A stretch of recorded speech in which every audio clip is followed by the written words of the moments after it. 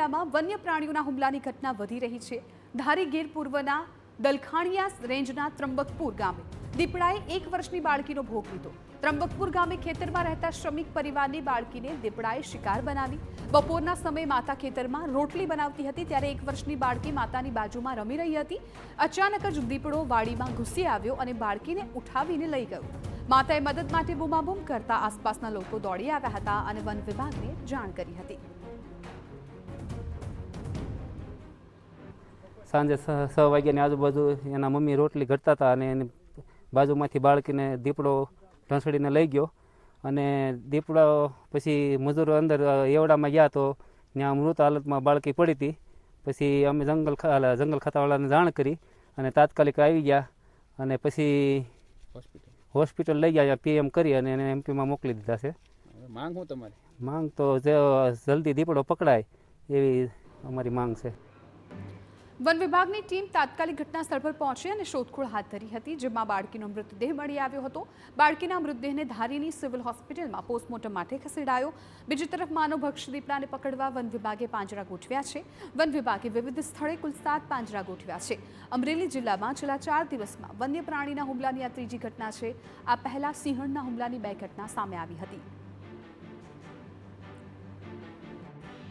ધારીના ત્રંબકપુર ગામ નજીક સીમ વિસ્તારમાં 1 વર્ષની માસૂમ બાળકી ઉપર જે રીતે દીપડાએ હુમલો કર્યો ત્યારબાદ તેમનું મોત થયું। વન વિભાગ દ્વારા અહીં દીપડાને પકડવા માટે અલગ અલગ ટીમો બનાવીને 7 જેટલા પાંજરા છે તે ગોઠવાયા છે। સર, આ ખાસ કરી આ ઘટના કેવી રીતે પ્રથમ તો બની અને વન વિભાગ દ્વારા કેવા પ્રકારની કાર્યવાહી છે તે હાથ ધરવામાં આવી છે? ગઈકાલે સાંજે આશરે 6 વાગે માતા પોતાના બાળક જોડે અહીંયા રોટલી બનાવતા હતા અને દીપડાએ અચાનકથી હુમલો કર્યા બાદ દીપડો લગભગ 300 મીટર જેટલું બાળકીને લઈ ગયો અને શોધખોળ ચાલુ હતી અને પછી દીપડા હાથમાં આવ્યો, બાળકી મૃત મૂકીને દીપડો સ્થળ છોડીને જતો રહ્યો છે। વન વિભાગ અને પોલીસ વિભાગ સતત તાત્કાલિક ઘટના સ્થળે આવી અને અમે વિસ્તાર સ્કેનિંગ કર્યું, દીપડાના સગડ જોયા અને મૃતદેહને તાત્કાલિક પીએમ માટે મોકલવામાં આવ્યું છે અને વન વિભાગ દ્વારા સતત સ્કેનિંગ કરી દીપડાની જાણકારી મેળવવામાં આવે છે। તમે જોઈ રહ્યા છો તેમ 7 જેટલા પિંજરા મૂક્યા છે અને હજુ પણ વધારે પિંજરા મૂકીને અમે આગળ દીપડો પકડવાની કાર્યવાહી ચાલુ છે।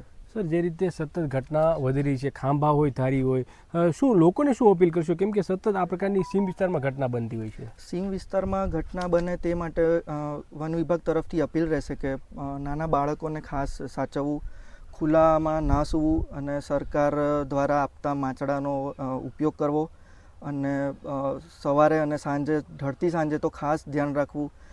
માંસાહાર કરતા હોય તો માંસાહાર કરેલો આહાર છે, જે એંઠવાડ છે, એ ઘરથી દૂર નાખવો જેથી વન્ય પ્રાણી આકર્ષિત ના થાય।